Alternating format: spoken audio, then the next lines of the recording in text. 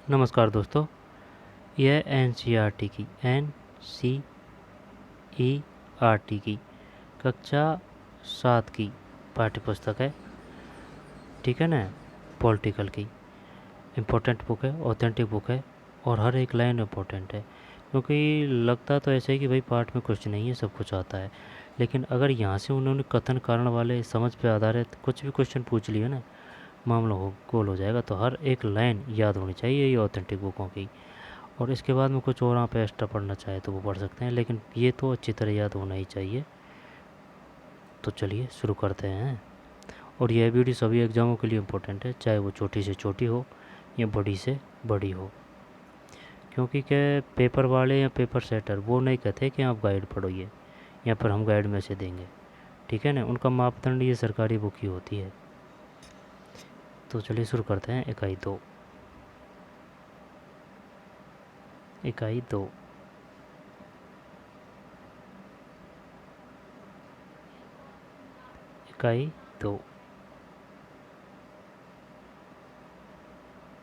देख, ये अलग चित्र है, ये अलग है। ये ग्रामीण इलाके की बालिका लग रही है, ये शहरी इलाके की लग रही है। चित्र बनाने वाले ने बढ़िया चित्र बनाए हैं।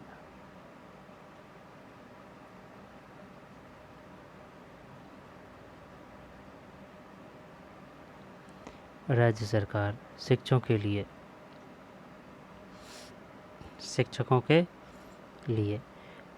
ये 2 अध्याय शिक्षकों के लिए। ये 2 अध्याय 2 और 3 राज्य सरकार के बारे में है और ठोस उदाहरणों के जरिए सरकार के काम और ढांचे को प्रस्तुत करने का प्रयास करते हैं। हमने इनमें स्वास्थ्य के क्षेत्र से उदाहरण लिए हैं, जबकि कुछ दूसरे उदाहरण भी उतने ही महत्वपूर्ण हो सकते थे। ठीक है ना। स्वास्थ्य के क्षेत्र से उदाहरण 2 अध्याय 2 लोगों के लिए बहुत महत्व रखने वाला एक मुद्दे के रूप में स्वास्थ्य की चर्चा करता है। स्वास्थ्य सेवाओं के सार्वजनिक और निजी दोनों पहलू हैं। भारत में स्वास्थ्य सुविधाएं सबको प्राप्त नहीं है। पाठ का नाम क्या है? पाठ का नाम स्वास्थ्य में सरकार की भूमिका। अब लेते हैं अध्याय 2 लोगों के लिए बहुत महत्व रखने वाले एक मुद्दे के रूप में स्वास्थ्य की चर्चा करता है। स्वास्थ्य सेवाओं के सार्वजनिक और निजी दोनों पहलू है। भारत में स्वास्थ्य सुविधाएं सबको प्राप्त नहीं है। हालांकि हमारा संविधान यह मानता है कि स्वास्थ्य का अधिकार हमारे मौलिक अधिकारों का भाग है, फिर भी वह समान रूप से सबके लिए उपलब्ध नहीं है।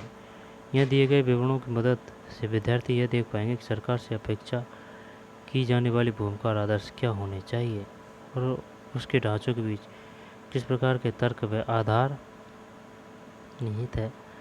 वर्तमान में स्थितियों को बदलने के कुछ तरीकों की भी चर्चा अध्याय में की गई है। सरकार की कार्यप्रणाली और प्रतिनिधित्व, उत्तरदायित्व व सार्वजनिक हित जैसी अवधारणाओं की बातचीत अध्याय में 3 की गई है। सरकार की कार्यप्रणाली और प्रतिनिधित्व, उत्तरदायित्व व सार्वजनिक हित जैसी अवधारणाओं की बातचीत अध्याय 3 में की गई है। यद्यपि विधायिका और कार्यकारिणी दोनों के बारे में चर्चा की गई है, हमें यह अपेक्षा नहीं रखनी चाहिए कि विद्यार्थी इनके बीच के कई बारीक अंतरों को पूरी तरह पकड़ पाएंगे। यही बेहतर होगा कि हम धैर्यपूर्वक उन्हें कई प्रश्नों पर विचार करने के लिए प्रोत्साहित करें, जैसे सबसे शक्तिशाली व्यक्ति कौन लग रहा है, विधायक से यह समस्या हल क्यों नहीं हो सकती आदि। यदि बेहतर होगा कि हम धैर्यपूर्वक उन्हें कई प्रश्नों पर विचार करने के लिए प्रोत्साहित करें प्रश्नों पर आदि। ऐसे प्रश्नों की मदद से वे सरकारी ढांचे के तर्कों और आधारों को उसमें अपने मन में निर्मित कर पाएंगे। यह बहुत ज़रूरी है कि बच्चे सार्वजनिक मुद्दों पर अपने विचार व्यक्त करने का आत्मविश्वास पा सकें और इन अध्यायों के अभ्यासों को करते हुए सरकार की भूमिका की सही समझ बना सकें।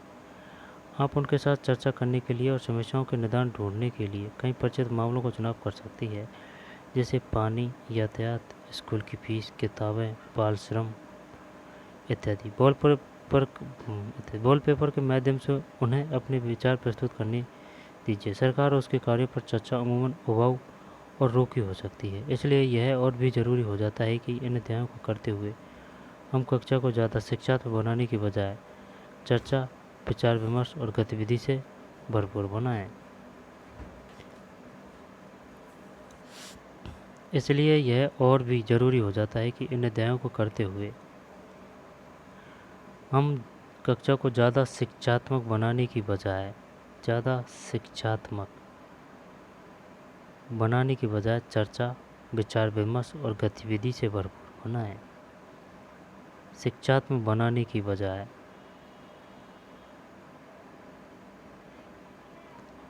अब पाठ है भाई।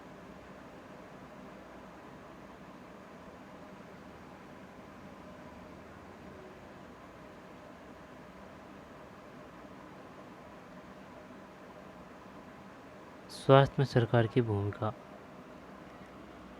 स्वास्थ्य में सरकार की भूमिका।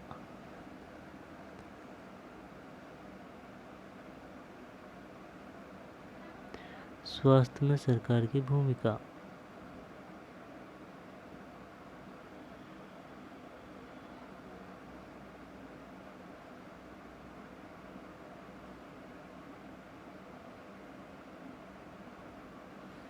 देख रोटी हो रही है और यहाँ बैठे हैं गरम गरम खा रहे हैं। ठीक।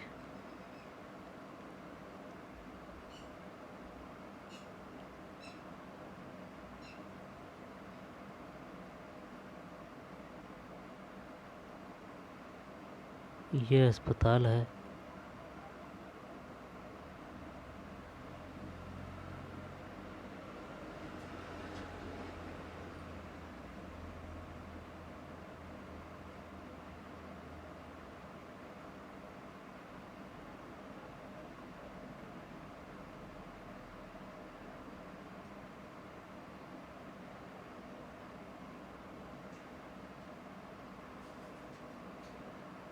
ये सब्जी की दुकान है। घर की वो है सब्जी।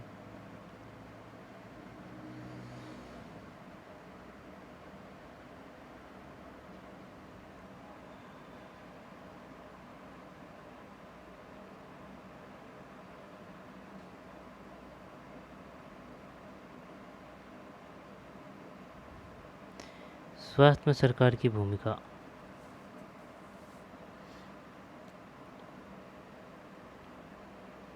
लोकतंत्र में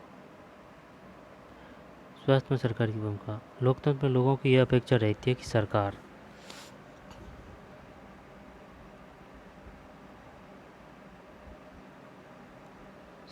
उनके कल्याण के लिए कार्य करें। यह शिक्षा, स्वास्थ्य, रोजगार प्रदान करने एवं गृह निर्माण, सड़कों के विकास तथा बिजली आदि उपलब्ध कराने के माध्यम से हो सकता है। इस अध्याय में हम स्वास्थ्य के अर्थ और उससे संबंधित समस्याओं को जांचेंगे। इस अध्याय के उपशीर्षकों को देखिए। आपके विचार में यह विषय सरकार के काम से किस प्रकार जुड़ा हुआ है? स्वास्थ्य में सरकार की भूमिका। दोबारा देख लें। लोकतंत्र में लोगों की यह अपेक्षा रहती है कि सरकार उनके कल्याण के लिए कार्य करें। यह शिक्षा, स्वास्थ्य, रोजगार प्रदान करने एवं गृह निर्माण, सड़कों के विकास तथा बिजली आदि उपलब्ध कराने के माध्यम से हो सकता है। इस अध्याय में हम स्वास्थ्य के अर्थ और उससे संबंधित समस्याओं को जांचेंगे। इस अध्याय के उपशीर्षकों को देखिए। आपके विचार में यह विषय सरकार के काम से किस प्रकार जुड़ा हुआ है?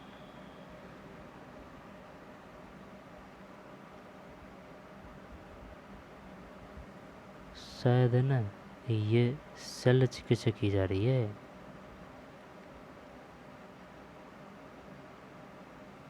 सुश्रुत द्वारा और जो भी दिमाग की।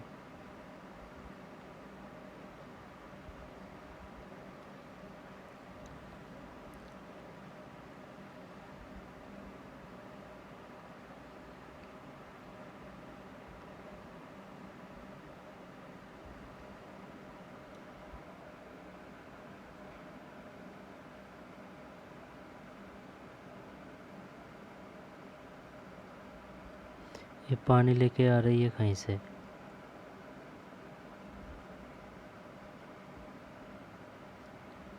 ये पढ़ने वाले स्टूडेंट है। ये ऑपरेशन किया जा रहा है। इसके बाद में इसके बाद में ये झुग्गी झोंपड़ियाँ हैं, झुग्गी झोंपड़ी।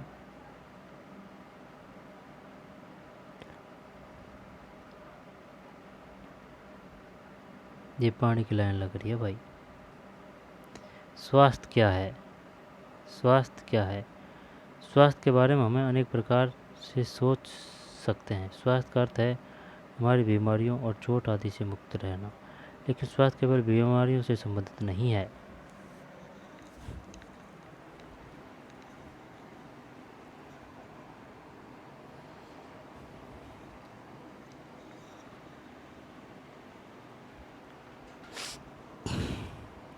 दोबारा देखते हैं स्वास्थ्य क्या है।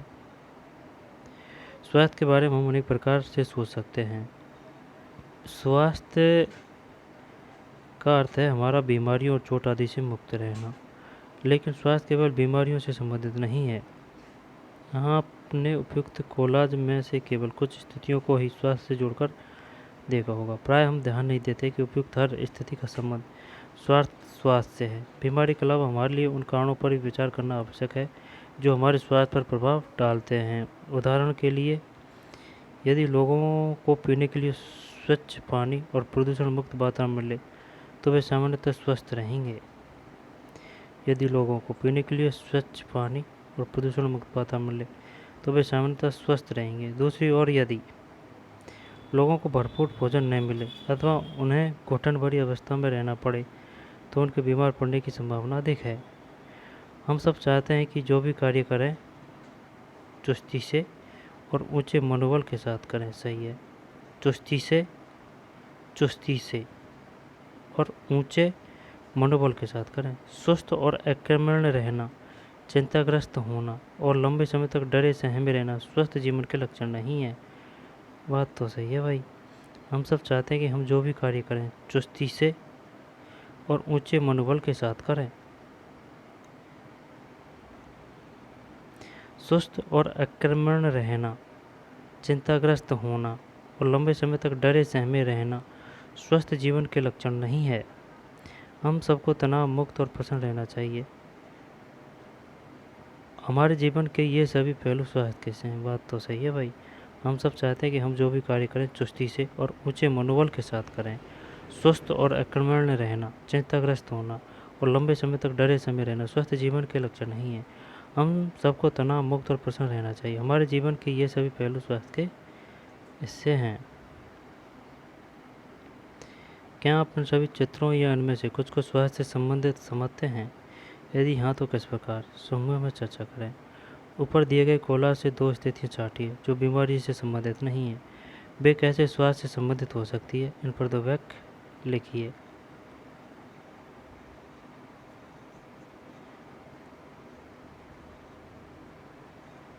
देखिए, बच्चे की नाक आ रही है, नाक आ रही है। ये बचपन में सभी की आई होगी ऐसे।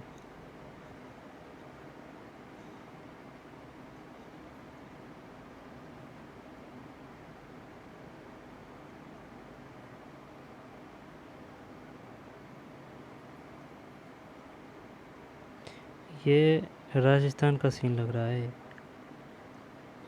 ये झोंपड़ी सी है ना, झोंपड़ी नुमा, और राजस्थान में ही होते हैं।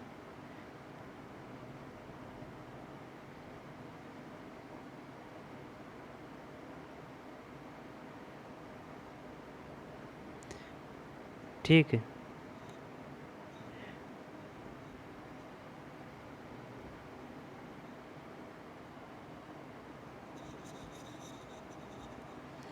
अब है भारत में स्वास्थ्य सेवाएं।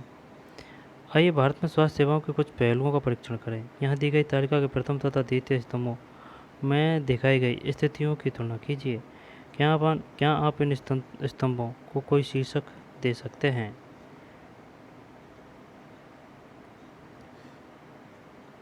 संसार भर में भारत में सर्वाधिक चिकित्सा महाविद्यालय है और यहाँ सबसे अधिक डॉक्टर तैयार किए जाते हैं। लगभग हर वर्ष 30,000 से अधिक नए डॉक्टर योग्यता प्राप्त करते हैं। 30,000 से अधिक नए डॉक्टर योग्यता प्राप्त करते हैं। क्या करना है इसमें अपन को? कोई शीर्षक दे सकते हैं, पिछले वर्षों में स्वास्थ्य सेवाओं की सुविधाओं में काफ़ी वृद्धि हुई। सन 1950 भारत में केवल 2717 अस्पताल थे। सन 1991 में 11,174 अस्पताल थे। सन 2017 में संख्या बढ़कर 23,583 हो गई है। इतनी ज़्यादा नहीं हुई है जितनी होनी चाहिए थी। 1950 में 2717, 91 में 11,174 और 2017 में 11 का दोगुना होगा। भाई इससे तो प्रोग्रेस करिए। 50 साल क्या, उससे भी ज़्यादा है। 11,174, फिर 1991 से 2017 23,570 राशि हो गई है। भारत में विदेशों से बहुत बड़ी संख्या में इलाज कराने चिकित्सा पर्यटक आते हैं। वे उपचार के लिए भारत के कुछ ऐसे अस्पतालों में आते हैं जिनकी तुलना संसार के सर्वश्रेष्ठ अस्पतालों से की जा सकती है। भारत विश्व का दवाइयाँ निर्मित करने वाला तीसरा बड़ा देश है। भारत विश्व का दवाइयाँ निर्मित करने वाला तीसरा बड़ा देश है और यहाँ से भारी मात्रा में दवाइयों का निर्यात होता है। तीसरा, भारत के अधिकांश डॉक्टर शहरी क्षेत्रों में बसते हैं। ग्रामवासियों को डॉक्टर तक पहुंचने के लिए लंबी दूरी तय करनी पड़ती है। ग्रामीण क्षेत्रों में जनसंख्या के मुकाबले डॉक्टरों की संख्या काफ़ी कम है। सही है, काफ़ी कम है भाई। भारत में करीब 5 लाख लोग प्रतिवर्ष तपेदिक टीबी से मर जाते हैं। स्वतंत्र प्राप्ति से अब तक इस संख्या में कोई परिवर्तन नहीं हुआ है। हर वर्ष मलेरिया के लगभग 20 लाख मामलों की रिपोर्ट प्राप्त होती है। हर वर्ष मलेरिया के लगभग 20 लाख मामलों की रिपोर्ट प्राप्त होती है। यह संख्या कम नहीं हो रही है मलेरिया के। हम सबको पीने का स्वच्छ जल उपलब्ध नहीं करा पा रहे हैं। संचारणीय बीमारियां पूछ सकता है वो। बताइए कौन सी संचारणीय बीमारियां हैं? संचारणीय बीमारियां किसे कहते हैं? संचारणीय बीमारियां पानी के द्वारा एक से दूसरे को लगती है। इन बीमारियों में 21% जल जनित होती है। हैजा, पेट के कीड़े और हेपेटाइटिस। हैजा, पेट के कीड़े और हेपेटाइटिस। भारत के समस्त बच्चों में से आधों को खाने के लिए पर्याप्त भोजन नहीं मिलता है और वे अल्प पोषण के लिए शिकार रहते हैं।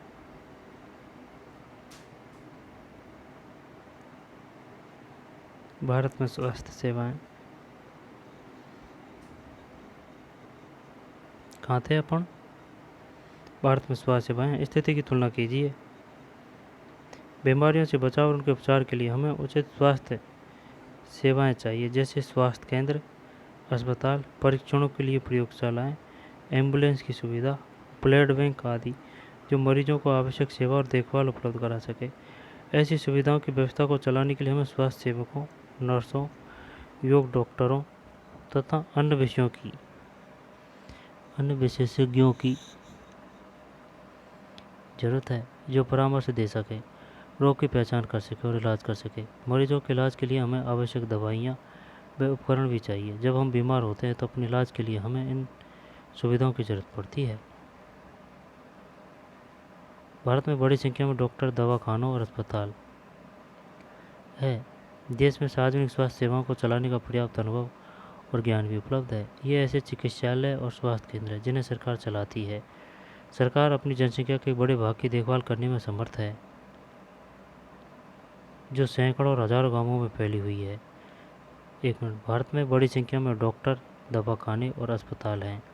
देश में सार्वजनिक स्वास्थ्य सेवाओं को चलाने का पर्याप्त अनुभव और ज्ञान भी उपलब्ध है। ये ऐसे चिकित्सालय और स्वास्थ्य केंद्र हैं जिन्हें सरकार चलाती है। सरकार अपनी जनसंख्या के एक बड़े भाग की देखभाल करने में समर्थ है, जो सैकड़ों और हजारों गांवों में फैली हुई है। इस विषय पर हम बाद में अधिक विस्तार से चर्चा करेंगे। साथ ही चिकित्सा विज्ञान में बहुत असाधारण प्रगति हुई है, जिसके चलते देश में इलाज की नई तकनीकें और विधियाँ उपलब्ध है।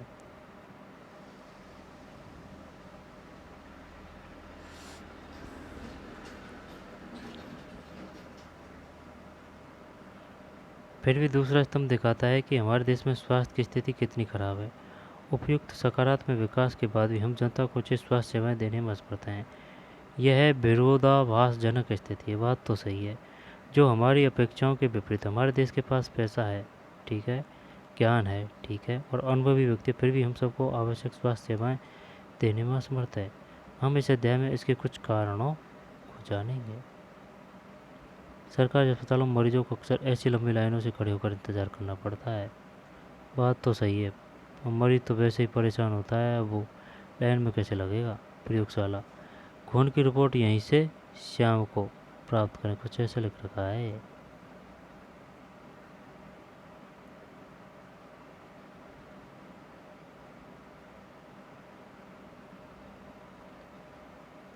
भारत में प्राय यह कहा जाता है कि हम सबको स्वास्थ्य सेवाएं प्रदान करने में असमर्थ है, क्योंकि सरकार के पास इसके लिए पर्याप्त धन और सुविधाएं नहीं है। प्रश्न संख्या 14 पर दिए गए बाएं हाथ के स्तंभ को पढ़ने के बाद क्या आप इसे सही मानते हैं? चर्चा कीजिए।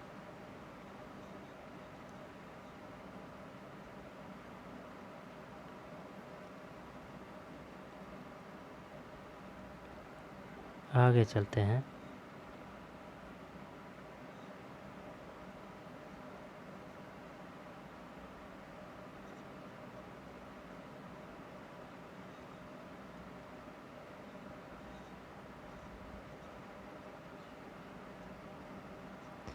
एक इलाज का खर्च। अमन और रंजन अच्छे मित्र हैं। रंजन का परिवार साधन संपन्न है, जबकि अमन के माता पिता जैसे गुजारा चलाते हैं। एक इलाज का खर्च, ठीक है। अमन और रंजन, रंजन का परिवार साधन संपन्न है, जबकि अमन के माता पिता जैसे तैसे गुजारा चलाते हैं। अरे अमन, बड़े दिनों बाद मिले, कैसे हो? नाम क्या है? रंजन। रंजन साधन संपन्न है ना, अमन गरीब है। अरे अमन, बड़े दिनों बाद मिले, कैसे हो?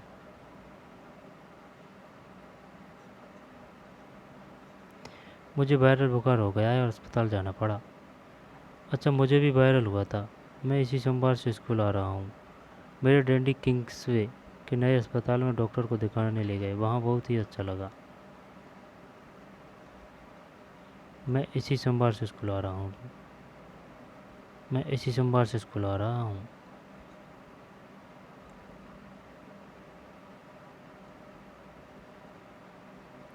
रिसेप्शन काउंटर पर डैडी को 500 रुपये देने पड़े। 1 मिनट।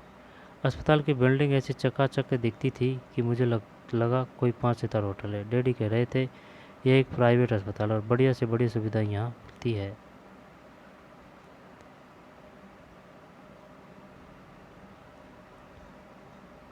रिसेप्शन काउंटर पर ही डैडी को 500 रुपये देने पड़े। डॉक्टर को दिखाने से पहले ही पता है वहाँ बड़ा अच्छा संगीत बज रहा था और सब कुछ कितना साफ सुथरा और जगमग जगमग था।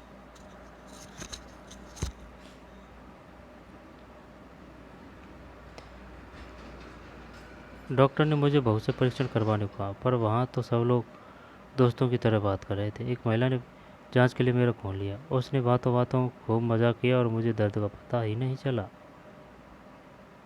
जब सारे परीक्षणों के नतीजे आ गए तो हम वापस डॉक्टर के पास गए। उन्होंने नतीजे को देखकर कहा कि सब कुछ ठीक ठाक है, मुझे सिर्फ वायरल हुआ है। उन्होंने कुछ दवाइयाँ लिख दी और आराम करने को कहा।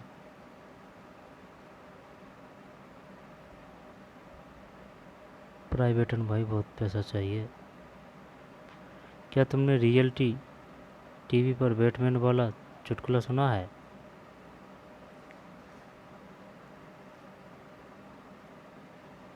हाँ तो छोटे जनाब, यह गुलाबी गोली दिन में 3 दफ़ा लेनी है। यह सफ़ेद वाली सोने से पहले, यह शरीर के दर्द के लिए, और यह सिरप है। घबराओ नहीं, बढ़िया स्वाद है इसका। अब यारा बोले तो कुछ बात ही अलग है, लेकिन यहाँ तो डॉक्टर सरकारी में बोलते क्या हैं, घास काटते हैं। सभी को नहीं ले सकते हैं कि भाई सभी ऐसे ही हैं, लेकिन ज़्यादातर ऐसी ही हालत है, कुछ परसेंट ही है सही।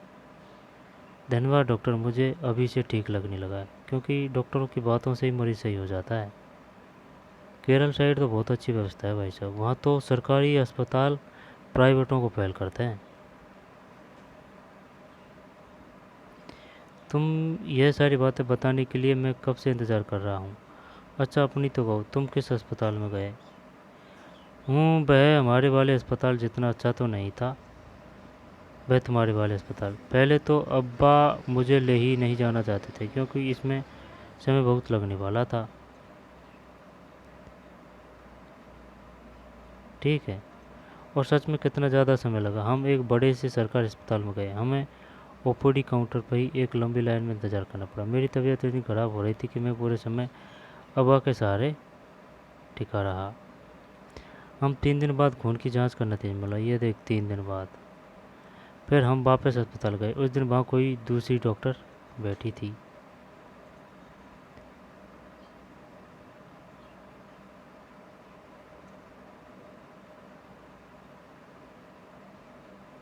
जब हमारी बारी आई तो डॉक्टर ने मेरी जांच और खून की जांच कराने के लिए आया।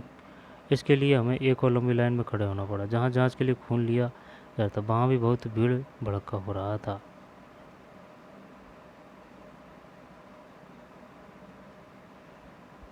मुझे इसका ओपीडी कार्ड दिखाओ और खून की रिपोर्ट जल्दी करो।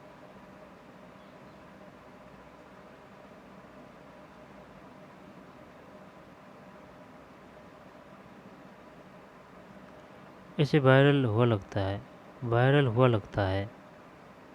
कोई फिक्र की बात नहीं। बुखार उतारने की ये गोली इसे दे देनी है बस, और कुछ नहीं। ये गलत है। समझाया नहीं कैसे कैसे लेनी है।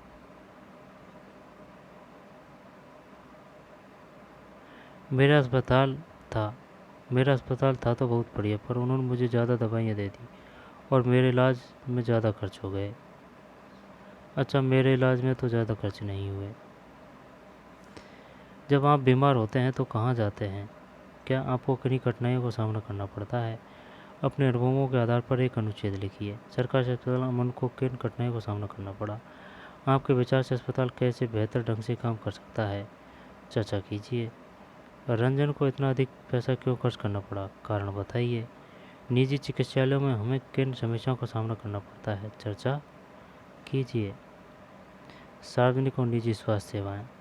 उपयुक्त कहानी से आप समझ गए होंगे कि हमें स्वास्थ्य सेवाओं को दो मोटे वर्गों में बांट सकते हैं: सार्वजनिक स्वास्थ्य सेवाएं और निजी स्वास्थ्य सेवाएं।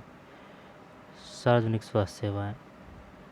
सार्वजनिक स्वास्थ्य सेवा स्वास्थ्य केंद्रों व अस्पतालों की एक श्रृंखला है जो सरकार द्वारा चलाई जाती है। ये केंद्र व अस्पताल आपस में जुड़े हुए हैं, जिससे शहरी व ग्रामीण दोनों क्षेत्रों को सुविधाएं प्रदान करते हैं और सभी बीमारियों, साधारण से लेकर विशेष देखभाल की जरूरत वाली बीमारियों का इलाज प्रदान करते हैं। ग्राम के स्तर पर एक स्वास्थ्य केंद्र होता है जहां प्राय एक नर्स और एक ग्राम स्वास्थ्य सेवक रहता है। उन्हें सामान्य बीमारियों के इलाज के लिए प्रशिक्षण दिया जाता है। 1 मिनट, दोबारा से ले लें। सार्वजनिक स्वास्थ्य सेवाएं स्वास्थ्य केंद्रों व अस्पतालों की एक श्रृंखला है जो सरकार द्वारा चलाई जाती है। ये केंद्र व अस्पताल आपस में जुड़े हुए हैं, जिससे ये शहरी व ग्रामीण दोनों क्षेत्रों को सुविधाएं प्रदान करते हैं और सभी बीमारियों, साधारण से लेकर विशेष देखभाल की जरूरत वाली बीमारियों का इलाज प्रदान करते हैं।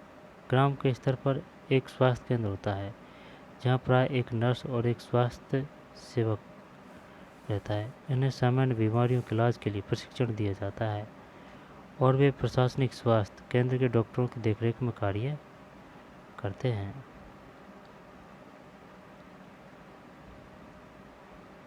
ग्रामीण क्षेत्र में ऐसा केंद्र कई गांवों की ज़रूरतों को पूरा करता है।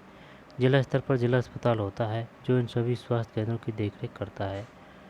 बड़े शहरों में कई सरकारी अस्पताल होते हैं, जैसे एक वह था जिसमें अमन को ले जाया गया था, और ऐसे विशेष सरकारी अस्पताल है।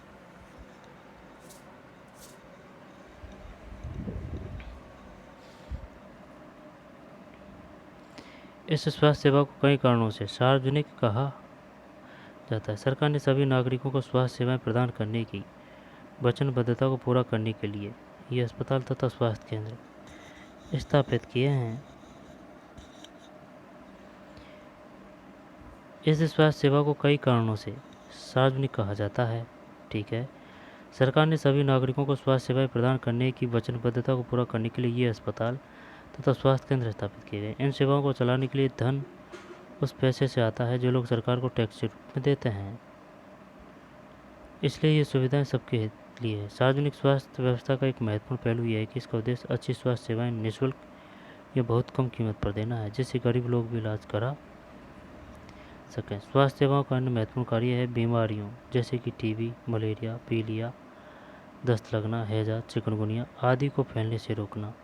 इसकी व्यवस्था सरकार को लोगों के सहयोग से करनी होती है, अंततः यह असफल हो जाएगी। उदाहरण के लिए मच्छरों को पैदा होने से रोकने के लिए अभियान को सफल बनाने के लिए यह सुनिश्चित करना पड़ेगा कि क्षेत्र के सभी लोग अपने कूलरों व घर की छतों आदि पर पानी एकत्र न होने दें।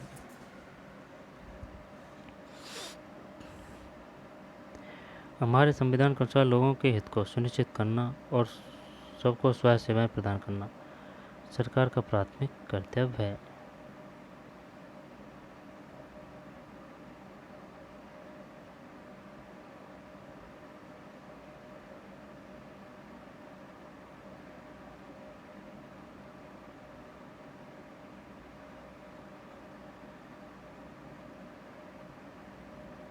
गांव के स्वास्थ्य केंद्र मरीज को दवाई देती है एक डॉक्टर। हमारे संविधान के अनुसार लोगों के हित को सुनिश्चित करना और सबको स्वास्थ्य सेवाएं प्रदान करना सरकार का प्राथमिक कर्तव्य है। और अब तो राजस्थान में चिरंजीवी योजना लागू कर दी है, यानी कि 25 लाख तक का खर्चा सरकार देगी। आई बात समझ में? इलाज फ्री है और 50% किराया है महिलाओं का रोडवेज बसों में। काफ़ी योजनाएं हैं। हमारे संविधान के अनुसार लोगों के हित को सुनिश्चित करना और सबको स्वास्थ्य सेवाएं प्रदान करना सरकार का प्राथमिक कर्तव्य है। सरकार को हर व्यक्ति के जीवन के अधिकार की रक्षा करनी है। यदि कोई अस्पताल समय पर व्यक्ति को इलाज नहीं प्रदान कर पाता है तो इसका तात्पर्य कि उसे जीवन की सुरक्षा नहीं दी जा रही है। अदालत ने यह भी कहा है कि यह सरकार का कर्तव्य है कि वह मरीजों को आवश्यक स्वास्थ्य सेवाएं दें, जिसमें आकस्मिक इलाज की सुविधा भी सम्मिलित हो। अस्पताल और उनके स्वास्थ्य संबंधी कर्मचारियों की आवश्यक इलाज प्रदान करने की जिम्मेदारी पूरी करनी चाहिए। अदालत ने यह भी कहा है कि यह सरकार का कर्तव्य है कि वह मरीजों को आवश्यक स्वास्थ्य सेवाएं दें, जिसमें आकस्मिक इलाज की सुविधाएं भी सम्मिलित हो। अस्पताल और उनके स्वास्थ्य संबंधी कर्मचारियों को आवश्यक इलाज प्रदान करने की जिम्मेदारी पूरी करनी चाहिए। एक सरकारी अस्पताल में अपने बीमार बच्चे के साथ एक औरत। यूनिसेफ के अनुसार हर साल 10 लाख बच्चे ऐसे संक्रमणों से मर जाते हैं जिन्हें रोक पाना संभव है।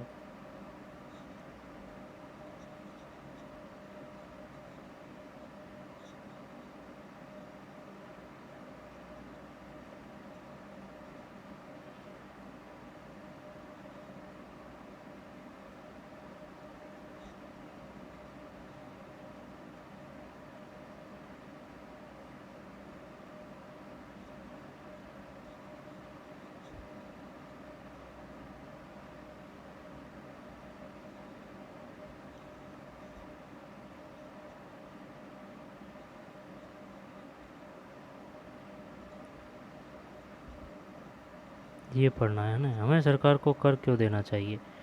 सरकार कर से प्राप्त धन का उपयोग विभिन्न प्रकार की सार्वजनिक सेवाओं को मुहैया करवाने में खर्च करती है, जिससे सभी नागरिकों को फायदा होता है। प्रतिरक्षा, पुलिस, न्यायिक व्यवस्था, राजमार्ग इत्यादि कुछ सेवाओं से सभी नागरिकों को लाभ होता है। अंततः इन सेवाओं की व्यवस्था स्वयं नागरिक नहीं कर सकते। करों से ही कुछ विकासात्मक कार्यक्रम एवं सेवाएं उपलब्ध होती है, जैसे शिक्षा, स्वास्थ्य, रोजगार, सामाजिक कल्याण, व्यावसायिक प्रशिक्षण इत्यादि, जिनसे जरूरतमंद नागरिकों को लाभ मिलते हैं। करों से प्राप्त धन का उपयोग कुछ प्राकृतिक आपदाओं जैसे बाढ़, भूकंप, सुनामी आदि मामलों राहत एवं पुनर्वास के लिए भी किया जाता है। अंतरिक्ष, परमाणु एवं परिचय शास्त्रों से संबंधित कार्यक्रमों को भी करों के द्वारा प्राप्त राजस्व से ही चलाया जाता है। सरकार खासतौर से गरीबों को कुछ सेवाएं प्रदान करती है जो वे बाजार से नहीं खरीद पाते। इसका एक उदाहरण स्वास्थ्य संबंधी सेवा है। क्या आप ऐसे अन्य उदाहरण दे सकते हैं?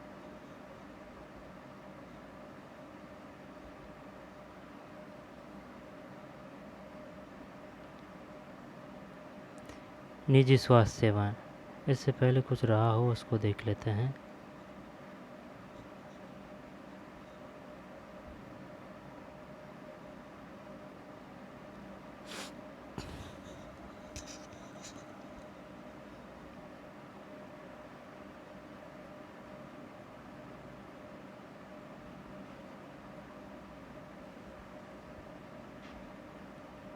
संचारणीय बीमारियाँ क्या है? संचारणीय बीमारियाँ 1950 में अस्पतालों की संख्या कितनी थी? 2717। 1911 में कितनी हो गई? 11,174 1991 में। और 2017 में कितनी हो गई? 23,583। भारत में स्वास्थ्य सेवाएं।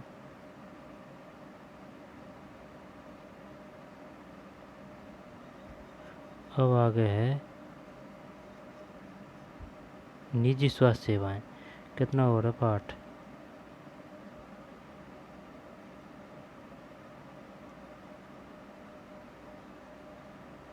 ज़्यादा नहीं है।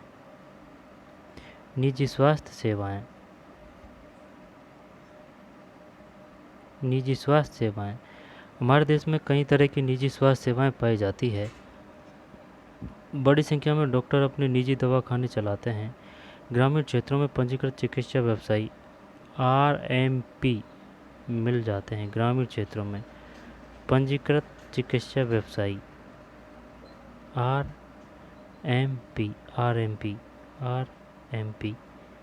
ग्रामीण क्षेत्रों में पंजीकृत चिकित्सा व्यवसायी RMP मिल जाते हैं। शहरी क्षेत्रों में बड़ी संख्या में डॉक्टर हैं, जिनमें से बहुत से विशेषज्ञ की सेवाएं प्रदान करते हैं। निजी रूप से चलाए जा रहे अस्पताल व नर्सिंग होम भी है। काफ़ी संख्या में प्रयोगशालाएं हैं जो परीक्षण करती है, विशिष्ट सुविधाएं उपलब्ध कराती है, जैसे एक्सरे, अल्ट्रासाउंड आदि। ऐसी दुकानें भी है जहाँ से हम दवाइयाँ खरीद सकते हैं।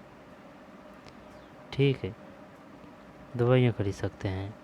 जैसा कि इनके नाम से ज्ञात होता है कि निजी स्वास्थ्य सेवाओं पर सरकार का समायोजित अथवा नियंत्रण नहीं होता। सार्वजनिक स्वास्थ्य सेवाओं के विपरीत निजी स्वास्थ्य सेवाओं संस्थानों में मरीजों को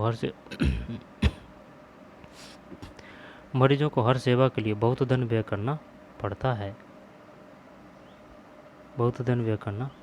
आज निजी स्वास्थ्य सेवाएं चारों ओर दिखाई देती है। अब तो बड़ी बड़ी कंपनियां अस्पताल भी चलाती है। कुछ कंपनी दवाइयों को बनाने और बेचने में भी लगी है। शहरों के कोने कोने में दवाइयों की दुकानें देखी जा सकती है। दिल्ली के एक प्रमुख निजी अस्पताल में ऑपरेशन के बाद मरीजों की देखभाल का कमरा है।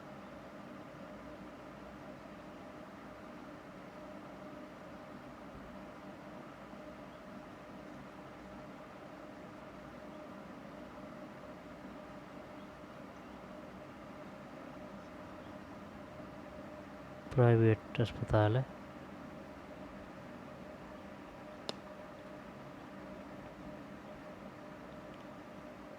ठीक, किन किन अर्थों में सार्वजनिक, ये पढ़ लिया। किन किन अर्थों में सार्वजनिक स्वास्थ्य व्यवस्था सबके लिए उपलब्ध एक सेवा है। कुछ प्राथमिक स्वास्थ्य केंद्रों अथवा अस्पतालों की सूची बनाएं जो आपके घर के पास है। अपने अनुभव से अथवा उनमें किसी एक में जाकर केंद्र चलाने वाले लोगों का और वहाँ दी जाने वाली सुविधाओं का पता लगाइए।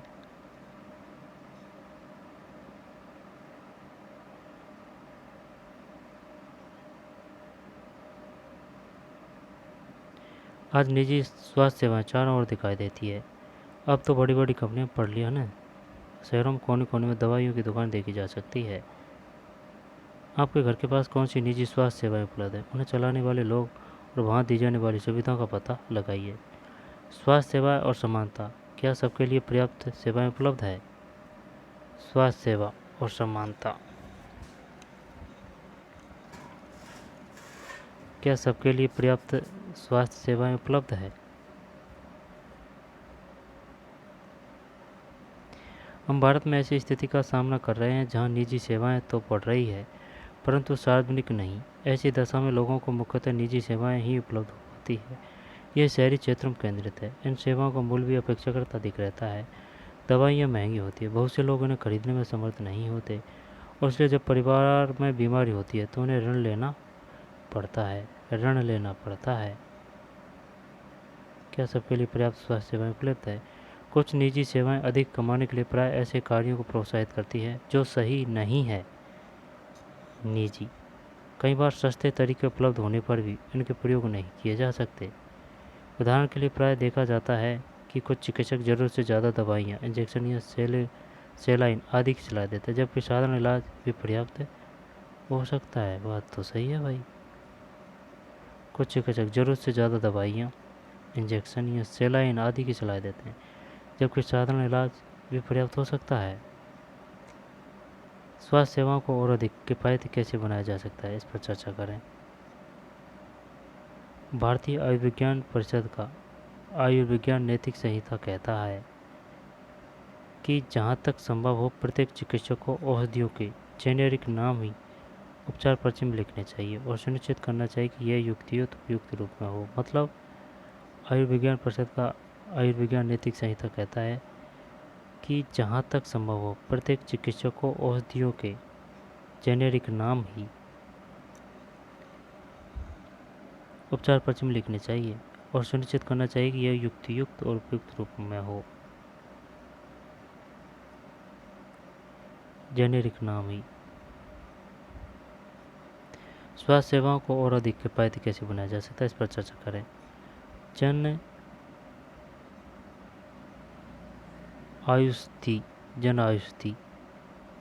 औषधि मेडिकल स्टोर, दाम कम दवाई उत्तम।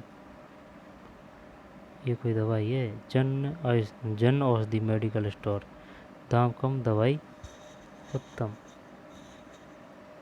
As a consumer you want branded medicine at higher price और same generic medicine at lesser price. Jan Aushadhi medicine store in a chain a medical storage established by the central government to offer quality generic medicine at much lower price.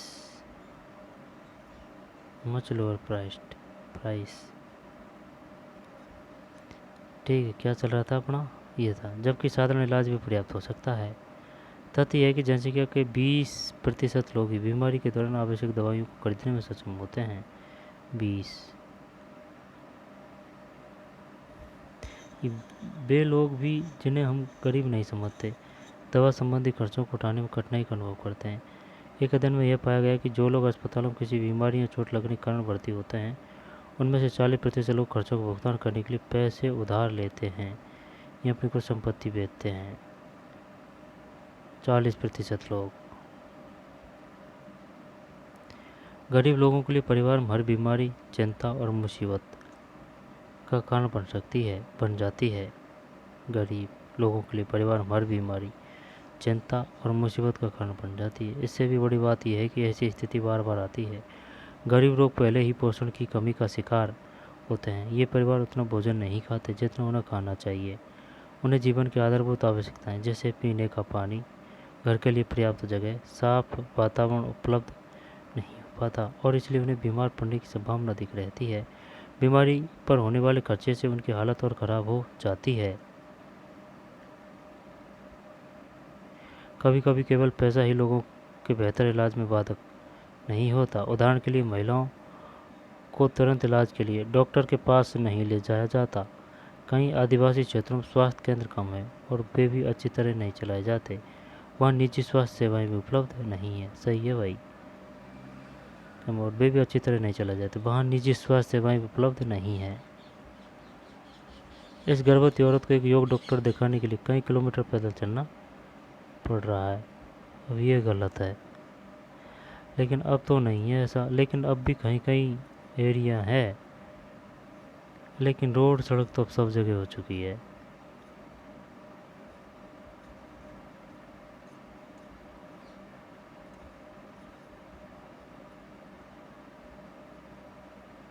पहले था ये system, अब नहीं है। अब तो स्वास्थ्य सुविधा सब जगह है, लेकिन कोई कोई इलाके हैं अभी भी जहाँ पर पिछड़े इलाके हैं। क्या किया जा सकता है? इसमें कोई संदेश नहीं है कि हमारे देश में लोगों के स्वास्थ्य की दशा अच्छी नहीं है। यह सरकार का उत्तरदायित्व है कि वह अपने सब नागरिकों, विशेषकर गरीबों और सुविधाहीनों को गुणात्मक स्वास्थ्य सेवाएं प्रदान करें। फिर भी लोगों का स्वास्थ्य जितना जीवन की आधारभूत सुविधाओं पर और उनकी सामाजिक स्थिति पर निर्भर है, उतना ही स्वास्थ्य सेवाओं के ऊपर भी। इसलिए लोगों के स्वास्थ्य की दशा सुधारने के लिए दोनों पक्षों पर कार्य करना आवश्यक है। ठीक है ना? ऐसा करना संभव है। अगले पृष्ठ पर दिए गए उदाहरण देखिए। Good health and well being, सतत विकास 3 उत्तम स्वास्थ्य और खुशहाली। उत्तम स्वास्थ्य और खुशहाली।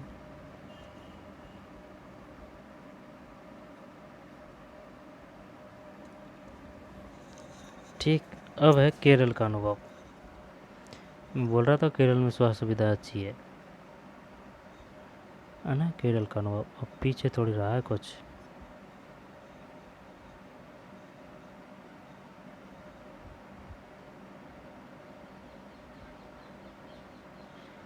केरल का ये कहीं है, आसपास का है, तमिलनाडु साइड का, दक्षिण साइड का फोटो है। नारियल दिख रहा है ना। ग्रामीण इलाकों में अक्सर एक जीप ही मरीजों के लिए चलता फिरता दवाखाना बनकर आती है। मलेरिया उन्मूलन जल चिकित्सा दल।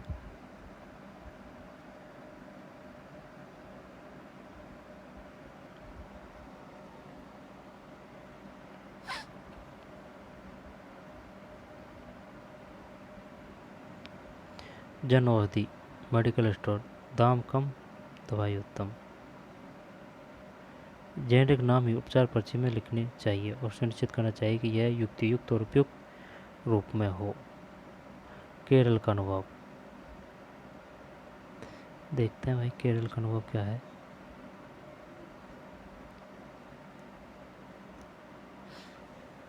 उन्नीस में केरल सरकार ने राज्य में कुछ महत्वपूर्ण परिवर्तन किए। 1996 में राज्य के पूरे बजट का 40% पंचायतों को दे दिया गया। राज्य के पूरे बजट का 40%, ये बढ़िया किया भाई। 1996 में केरल सरकार ने राज्य में कुछ महत्वपूर्ण परिवर्तन किए। राज्य के पूरे बजट का 40% पंचायतों को दे दिया गया। इससे पंचायत अपनी आवश्यकता की योजनाबद्ध कर उनकी पूर्ति कर सकती थी। इससे गांव के लिए पीने का पानी, आहार, औरतों के विकास और शिक्षा आदि के लिए उचित व्यवस्था सुनिश्चित करना संभव हो सका। इसके फलस्वरूप जल वितरण व्यवस्था की जांच की गई, स्कूलों और आंगनबाड़ियों के काम को सुनिश्चित किया गया और गांव की विशेष समस्याओं पर ध्यान दिया गया। स्वास्थ्य केंद्रों पर भी सुधार किया गया। इन सब कार्यों से स्थिति में सुधार आया। इतने प्रयत्नों के बाद भी कुछ समस्याएं तो बनी रही, जैसे दवाइयों की कमी, अस्पतालों में अपर्याप्त बिस्तर, पर्याप्त डॉक्टरों का न होना आदि। इन समस्याओं को दूर करने की आवश्यकता है। अधिक जानकारी के लिए लॉगिन करें। आइए अब एक अन्य देश का उदाहरण देखते हैं। अन्य देश का और स्वास्थ्य संबंधी मुद्दों पर उनकी कार्य पद्धति को जानें। ऊपर दिए गए भारत के नक्शे में केरल राज्य को गुलाबी रंग से दिखाया गया है। इस पुस्तक के पृष्ठ 58 में भारत का नक्शा दिया गया है। इस नक्शे पर अपनी पेंसिल से केरल राज्य की आकृति बनाएं। केरल राज्य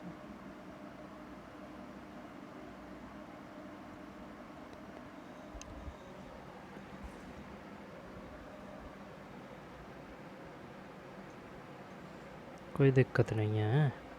1996 में 40% पंचायतों को दे दिया गया था भाई बजट का 40%।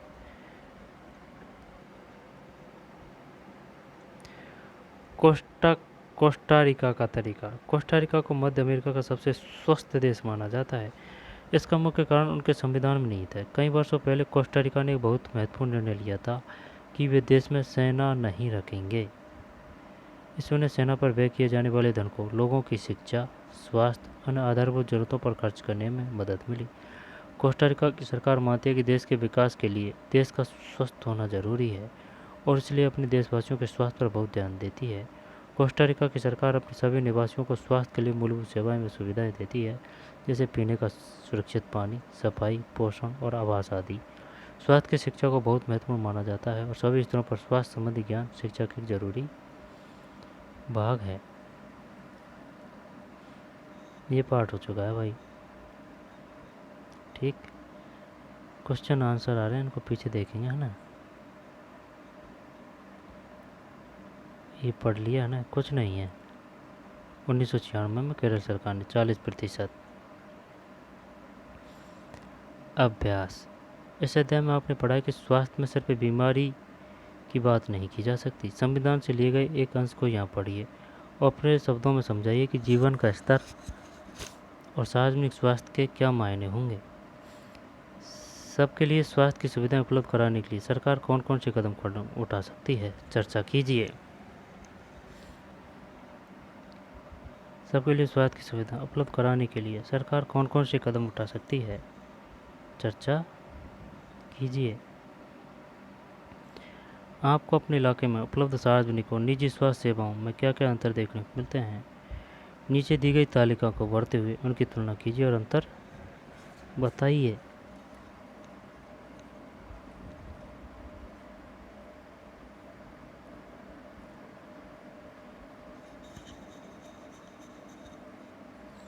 इस अध्याय में आपने पढ़ा कि स्वास्थ्य में सिर्फ बीमारी की बात नहीं की जा सकती। संविधान से लिए गए एक अंश को यहाँ पढ़िए। स्वास्थ्य में सिर्फ बीमारी की बात नहीं की जा सकती। संविधान से लिए गए एक अंश को यहाँ पढ़िए और अपने शब्दों में समझाइए कि जीवन का स्तर और सार्वजनिक स्वास्थ्य के क्या मायने होंगे।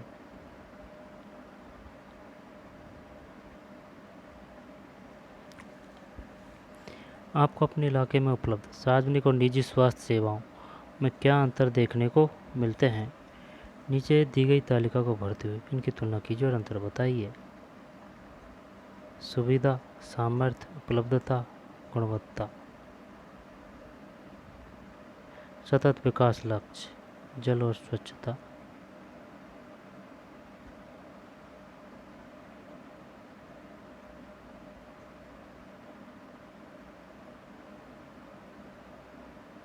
Clean water and sanitation.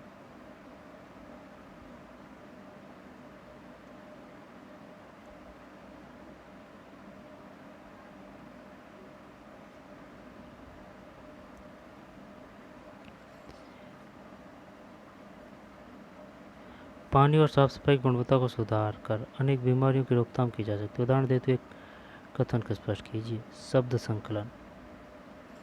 सार्वजनिक वह सेवा या कार्य जो देश के सब लोगों के लिए हैं और मुख्य रूप से सरकार द्वारा आयोजित किया जाता है। इसमें स्कूल, अस्पताल, टेलीफोन सेवाएं आदि शामिल है। लोग इन सेवाओं की मांग कर सकते हैं और यदि संस्थाएं ठीक से काम नहीं करती है तो इन पर सवाल उठा सकते हैं।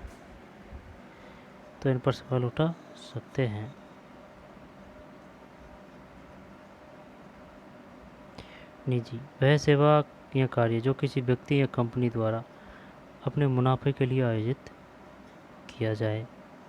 निजी अपने मुनाफे के लिए आयोजित किया जाए। चिकित्सा पर्यटक ये वे विदेशी पर्यटक हैं जो इस देश के उन अस्पतालों में अपना इलाज कराने के लिए विशेष रूप से यहाँ आते हैं। जो इस देश के उन अस्पतालों में अपना इलाज कराने के लिए विशेष रूप से यहाँ आते हैं जहाँ उन्हें अपने देश की तुलना बहुत कम मूल्य पर विश्व स्तरीय सुविधाएं प्राप्त हो जाती है। बात तो सही है भाई, बहुत कम मूल्य पर। संचारणीय बीमारियां ये वे बीमारियां हैं जो एक व्यक्ति से दूसरे व्यक्ति के कई माध्यमों से संचारित हो जाती है, जैसे पानी, भोजन, हवा आदि। OPD out patient department. OPD ये काफ़ी आता है भाई। ओपीडी आउट पेशेंट डिपार्टमेंट यह बाह्य रोगी विभाग का सचित्र होता है। अस्पताल में किसी विशेष वार्ड में भर्ती होने से पहले रोगी ओपीडी में आते हैं, ओपीडी में जाते हैं। ओपीडी नैतिक आचार किसी व्यक्ति के व्यवहार को प्रभावित करने वाले नैतिक सिद्धांत। जेनेरिक नाम दवाइयों के रासायनिक नाम वे दवाइयों में प्रयुक्त सामग्री की पहचान करने में मदद करते हैं। दवाइयों के रासायनिक नाम जेनेरिक नाम वे दवाइयों में प्रयुक्त सामग्रियों की पहचान करने में मदद करते हैं। वे विश्व स्तर पर मान्यता प्राप्त है। उदाहरण के लिए एसिटाइल सालिसिलिक एसिड एस्पिरिन का जेनेरिक नाम है। एसिटाइल सालिसिलिक एसिड एस्पिरिन का जेनेरिक नाम है। याद कैसे होगा तब ये डॉक्टरों को? एस्पिरिन दे देते हैं बस। ये पार्ट था भाई, किसी व्यक्ति के व्यवहार को प्रभावित करने वाले नैतिक सिद्धांत, नैतिक आचार, ओपीडी, संचारणीय बीमारी, चिकित्सा पर्यटक, निजी, सार्वजनिक।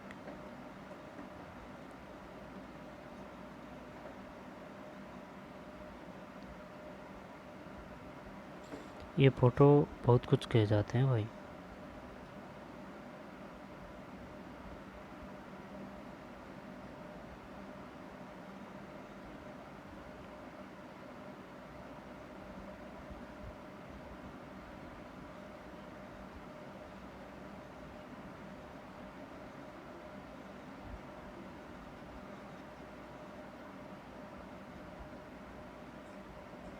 हमें सरकार को कर क्यों देना चाहिए, कोई दिक्कत नहीं है।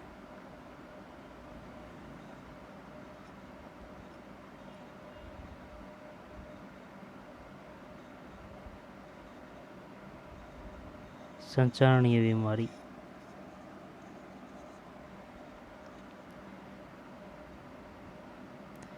तो चलिए मिलते हैं नए वीडियो में।